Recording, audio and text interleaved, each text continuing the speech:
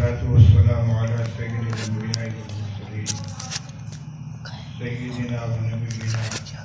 ومولانا محمد وعلى آله وأصحابه أجمعين. أما بعد، محترم علماء کرام، میں تھوڑی دیر کے لیے حاضر ہوا ہوں. آپ حضرات کو علم ہے کہ 3 دن سے دارالعلوم کی مجلس شورا چل رہی تھی، جس میں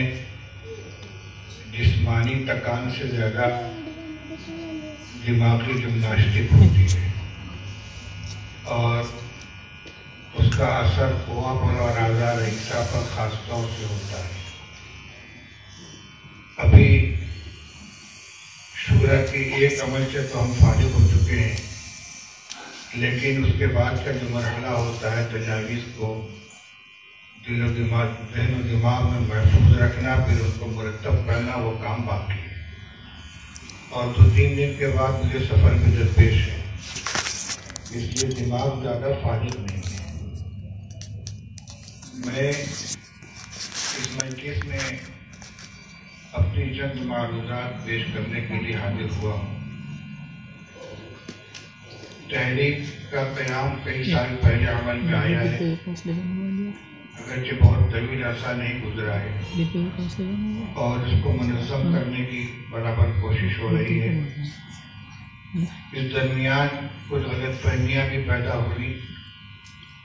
اور مجھے خوشی ہے کہ تحریک کی ذمہ داروں نے اپنے طرز عمل سے اس کو ختم کرنے کی اور بڑوں کے سامنے خود سپردگی کرنے کا جو مظاہرہ کیا وہ قابل تعریف ہے. باطل مختلف شکلوں کے اندر سامنے آتا رہتا ہے. خود نبی کریم صلی اللہ تعالی علیہ وسلم نے پیشین گوئی فرمائی تھی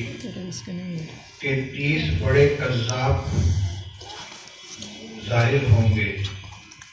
یہ تو کذاب ہے صیغہ مبالغہ کے ساتھ، لیکن چھوٹے بچے بھی برساتی مینڈکوں کی طرح وقتاً فوقتاً سامنے آتے رہیں گے. چنانچہ نبی کریم صلی اللہ علیہ وسلم کی حیات کے آخری دور میں ہی مسلمہ کذاب کی شکل میں، پھر اسود عنسی اور سجا نامی عورت کی شکل میں فتنے کا آغاز اسی وقت ہو گیا، اور جھوٹے مدعیان نبوت ظاہر ہوئے. پھر ہر دور میں دنیا کے مختلف حصوں میں نبوت کے شائقین پیدا ہوتے رہے، اور الحمدللہ ہر دور کے علماء حق نے بھرپور قوت ایمانی اور دلائل و براہین کے ساتھ ان کا مقابلہ کیا. پاکستان میں بھی عالمی مجلس تحفظ ختم نبوت اپنا کام کر رہی ہے. دارالعلوم دیوبند میں بھی عالمی اجلاس بلایا گیا، اور اسی موقع پر مجلس تحفظ ختم نبوت کا قیام عمل میں آیا، جس کے صدر حضرت مولانا مرحوم الرحمن صاحب رحمۃ اللہ علیہ، ناظم اعلیٰ حضرت مولانا مفتی سعید احمد صاحب رحمۃ اللہ علیہ، ناظم حضرت مولانا قاری سید محمد عثمان صاحب رحمۃ اللہ، اور نائب ناظم مولانا شاہ عالم صاحب بنائے گئے.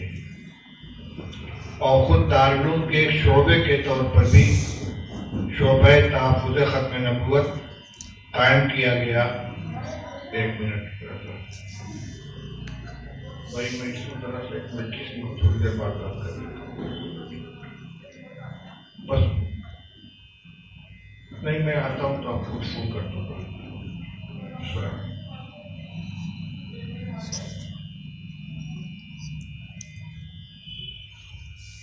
وہ مجلس بھی اپنی جگہ برابر کام کر رہی ہے.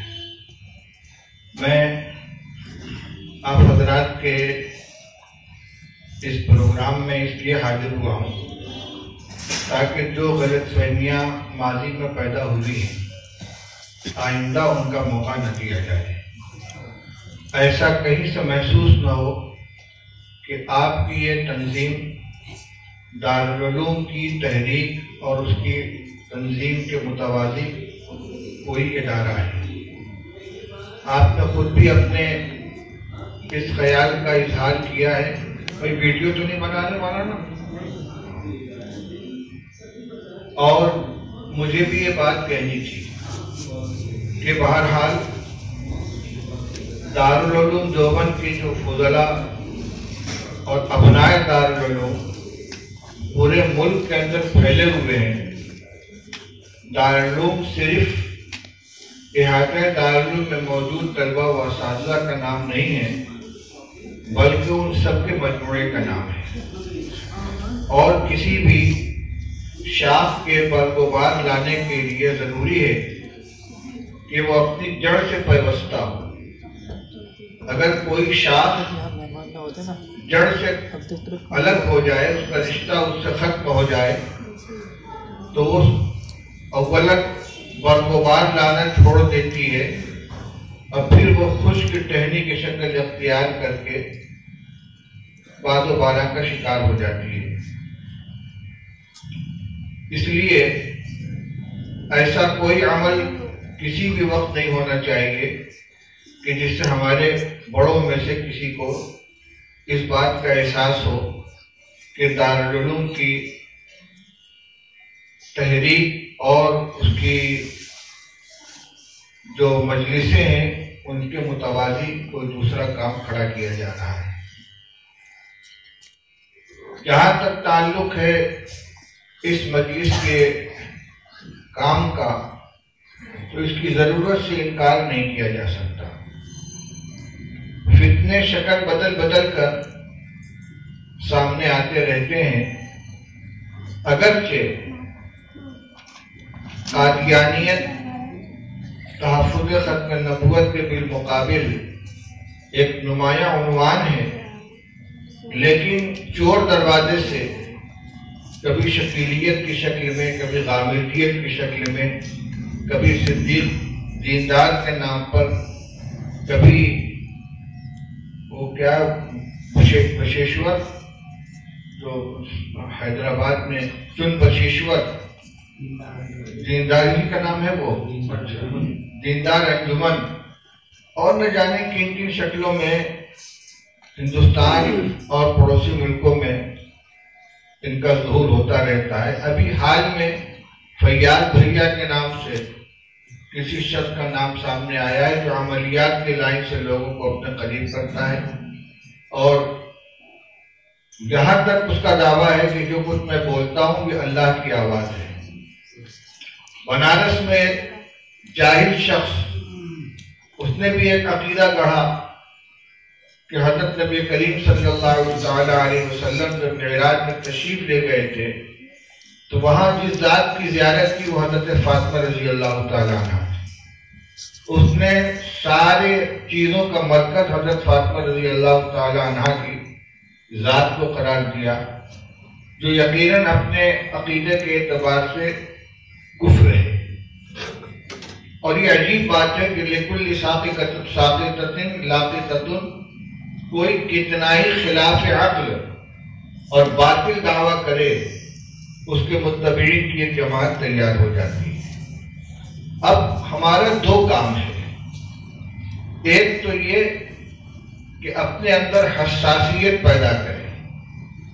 جیسے کسی علاقے سے کوئی گزر رہا ہو اور وہاں کوئی لاش پڑی ہوئی ہو، چاہے اس کو کتنی خوبصورت چادر سے ڈھک دیا گیا ہو اور اس کے اوپر پھول مالا چڑھا دی گئی ہو، لیکن اگر ہماری قوت شامہ زندہ ہے تو ان ظاہری مظاہر سے دھوکہ نہ کھاتے ہوئے فوراً یہ احساس کر لے گی کہ اس کے نیچے جو چیز پڑی ہے وہ لاش ہے۔ لاش تو دور کی بات ہے، اگر کوئی گندگی بھی ہو اور اس کے پاس سے آدمی گزرے تو اس کو بدبو کا احساس ہو جاتا ہے۔ تو ہماری ایمانی حس اور علمی بصیرت اتنی زندہ ہونی چاہیے کہ کہیں سے کوئی فتنہ سر ابھارے تو ابتدائی مرحلے میں ہی اس کا ہمیں احساس ہو جائے، اور ہم اس انتظار میں نہ رہیں کہ کوئی اس میں مبتلا ہوگا اور سامنے آئے گا تو ہم اس کو سمجھانے کی، اس کو راہ راست پر لانے کی کوشش کریں گے، بلکہ غربہ کشتن روز اول پہلے ہی دن سے اس کو درست کرنے کی کوشش کرنی چاہیے۔ جیسا کہ شیخ سعدی رحمۃ اللہ علیہ نے گزشتہ میں فرمایا ہے کہ اگر زمین کے اندر سے پانی کا کوئی قطرہ نظر آئے تو ایک تنکے کے ذریعے اس کو بند کیا جا سکتا ہے، اس سوراخ کو، لیکن اگر انتظار کیا جائے اور وہ تالاب کی شکل اختیار کر لے تو پھر ہاتھی کے ذریعے بھی اس کو بند نہیں کیا جا سکتا۔ تو ہم کسی فتنے کے پھیلنے کا انتظار نہ کریں، بلکہ جہاں بھی احساس ہو اپنی سطح پر اپنے احباب اور اپنے معاونین کے ذریعے، مقام علماء، ائمہ اور ذمہ داران کے ذریعے اس کا نوٹس لیں۔ جیسا کہ ہمارے بزرگوں کی تاریخ رہی ہے کہ قادیانیت کا فتنہ ہو یا عصر حاضر میں شکیلیت کا فتنہ ہو، پاکستان میں غامدیت کا فتنہ ہو، سب سے پہلے ہمارے ہی اکابر اور ہماری اساتذہ اور علماء نے اس کا نوٹس لیا اور ان کے نظریات کو جمع کیا اور ان کے بارے میں عوام کو مطلع کرنے کی اور ان کی تردید کرنے کی کوشش کی۔ دوسری بات یہ ہے کہ اگر کسی علاقے میں کوئی فتنہ پہلے سے موجود ہے یا نیا سامنے آ گیا ہے تو آپ بحیثیت عالم دین یا مسجد کے امام یا معلم اور مربی ہونے کے اس کے ذمہ دار ہیں کہ دوسرے لوگوں کے ایمان اور ان کے عقیدے کی حفاظت کے لیے جو بھی مؤثر طریقہ عمل میں آ سکتا ہے اس کو اختیار کریں۔ کبھی ایسا ہوتا ہے کہ ایک شخص کا کان بھرا گیا، کچھ غلط باتیں اس کو بتلائی گئی اور وہ کسی عالم کے پاس آتا ہے اور اپنا شبہ ظاہر کرتا ہے تو اس سے کہہ دیا جاتا ہے تم اس چکر میں مت پڑو، یہ علماء کے سمجھنے کی باتیں ہیں۔ اس طرح اس کو واپس کر دیا جاتا ہے، پھر اس کو دوسری خوراک ملتی ہے اور تیسری خوراک ملتی ہے، یہاں تک کہ پہلے وہ تشکیک کا شکار ہوتا ہے حق کے سلسلے میں اور پھر اس کا عقیدہ تبدیل ہو جاتا ہے۔ اس لیے آپ دیکھ لیے آج کل کورونا کی ذرا سی علامت پائی جائے تو اس کو آئسولیٹ کر دیتے ہیں، اس کا انتظار نہیں کرتے کہ یہ مریض اپنی انتہا کو پہنچ جائے، اسکار رفتہ ہو جائے، اس کی زندگی سے مایوسی ہو جائے تب اس کو مریض قرار دیا جائے۔ ذرا سی علامت ظاہر ہوئی اور اس کو عام لوگوں سے الگ کر کے اس کے مرض کے ازالہ اور اس کے علاج کی کوشش ہونے لگتی ہے۔ اسی طرح اگر عقیدے کی اور روحانی بیماری کی ہم کو خبر لگے تو اس کا انتظار نہ کریں کہ ابھی تو ابتدائی مرحلہ ہے، ٹھیک ہو جائے گا، اس کو ٹھیک ہو نہیں، اس کو ٹھیک نہیں ہوگا۔ شر زیادہ جلدی اپنا پیر پھیلاتا ہے اور خیر کی آبیاری کرنے میں دیر لگتی ہے۔ تو یہ ہمارے جو کارکن حضرات ہیں، علماء حضرات ہیں، یہ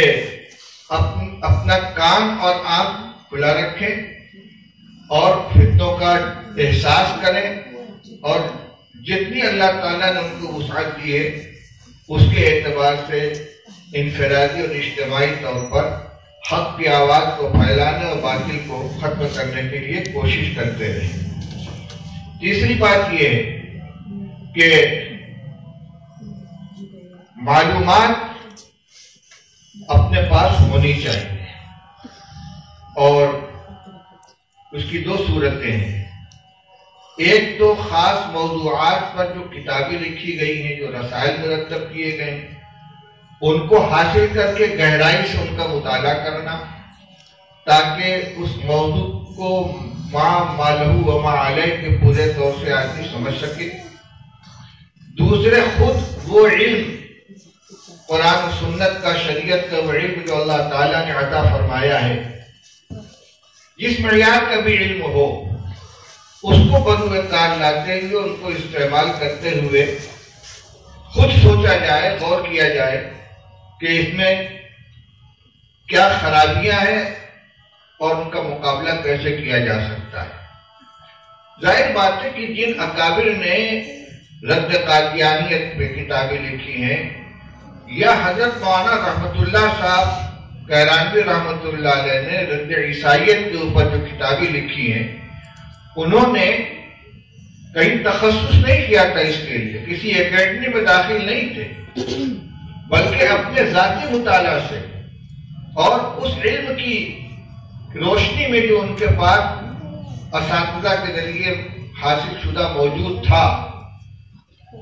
خود مشاہدہ کیا، فتنے کو سمجھا، اور اللہ تعالیٰ نے ان کی رہنمائی فرمائی، اور اس ایک شخص نے ایک جماعت کا کام انجام دیا۔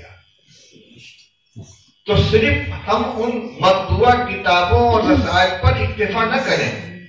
جو کسی موضوع سے متعلق ہو سکتا ہے کہ جو اشکالات، جو اعتراضات اور جو گمراہ کن باتیں دوسرے فرقے کی طرف سے لائی جا رہی ہیں، ان سب کے جوابات ہم کو تحریری طور پر نہ مل سکے۔ جیسے بیماریاں نئی نئی پیدا ہوتی ہیں تو ان کا علاج دریافت کیا جاتا ہے، ایسا تو نہیں کہ تمام بیماریوں کا تذکرہ ڈاکٹروں اور اطباء کی کتابوں میں موجود ہو اور ان کا علاج بھی موجود ہو۔ جیسے نئے امراض پیدا ہوتے ہیں تو ان کا نیا علاج دریافت کیا جاتا ہے۔ میں پھر کہوں گا، کورونا آیا تو ویکسین بنانے کی کوشش کی گئی، پوری دنیا لگ گئی اس کام کے اندر۔ تو ایسی کسی طرح کا اگر کوئی ایمانی کورونا سامنے آتا ہے تو اس کی ویکسین تیار کرنا ہمارے علماء کی ذمہ داری ہے، اور وہ کتاب میں لکھی ہوئی نہیں ملے گی، بلکہ اس بیماری کی بنیاد کو پکڑ کر اس کے اوپر قدغن لگانا، اس کو ختم کرنا، اپنے اس علم شریعت کی روشنی میں کہ جو اللہ نے اپنے ہمارے اساتذہ کے ذریعے ہمیں عطا فرمایا ہے، ہمیں اس کی تیاری کرنی چاہیے۔ اللہ تعالیٰ آپ حضرات کی محنت کو قبول فرمائے اور اس کارواں کو آگے بڑھائے، اور وہ بات جو مجھے کہنی تھی آپ نے خود اس کا اعلان کیا ہے کہ اپنے اساتذہ اور اپنے اکابر سے نہ صرف یہ کہ جڑے رہیں بلکہ ان کو اعتماد کے لیے رہیں، اور ایسی کوئی چیز سامنے نہ آئے جس سے بدگمانی کا موقع ملے۔ اللہ تعالی ہم سب کو اپنے دین کی خدمت کے لیے قبول فرمائے اور اس کو ہمارے لیے ذریعہ نجات بنائے۔ وآخر دعوانا الحمدللہ رب العالمین۔